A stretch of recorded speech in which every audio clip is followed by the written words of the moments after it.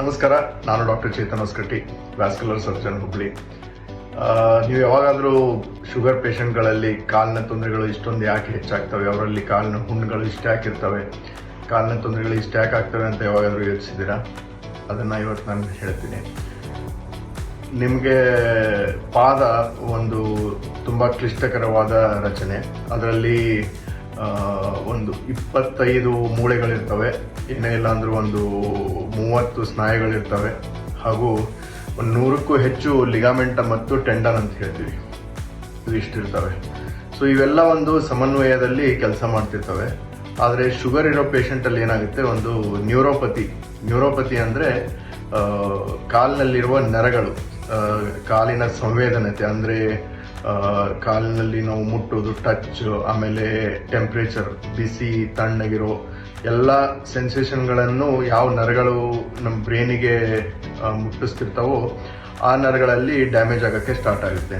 So ಇದಾಗೋದ್ರಿಂದ ಕಾಲು ತನ್ನ ಸಂವೇದನತೆಯನ್ನು ಕಳೆದುಕೊಳ್ಳುತ್ತೆ.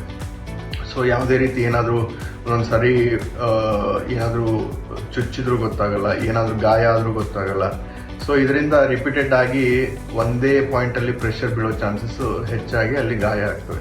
ಅದ್ರ ಜೊತೆ ಇನ್ನೊಂದು ಆಂಜಿಯೋಪತಿ ಅಂತೀವಿ. ಆಂಜಿಯೋಪತಿ ಅಂದರೆ ಕಾಲಿನಲ್ಲಿ ಸಣ್ಣ ರಕ್ತನಾಳಗಳು ಏನಿರ್ತವೆ ಅವೆಲ್ಲ ಬ್ಲಾಕ್ ಆಗಕ್ಕೆ ಸ್ಟಾರ್ಟ್ ಆಗ್ತವೆ. ಇದರಿಂದ ಕಾಲಿಗೆ ರಕ್ತ ಚಲಾವಣೆ ಕಡಿಮೆ ಆಗಕ್ಕೆ ಸ್ಟಾರ್ಟ್ ಆಗುತ್ತೆ. ಇದರಿಂದ ಗ್ಯಾಂಗ್ರೀನ್ ಆಗೋ ಸಾಧ್ಯತೆ ಹೆಚ್ಚಾಗುತ್ತೆ. ಹಾಗೂ ಏನೇ ಒಂದು ಸಣ್ಣ ಗಾಯ ಆದರೂ ಅದು ಬೇಗ ವಾಸಿ ಆಗಲ್ಲ.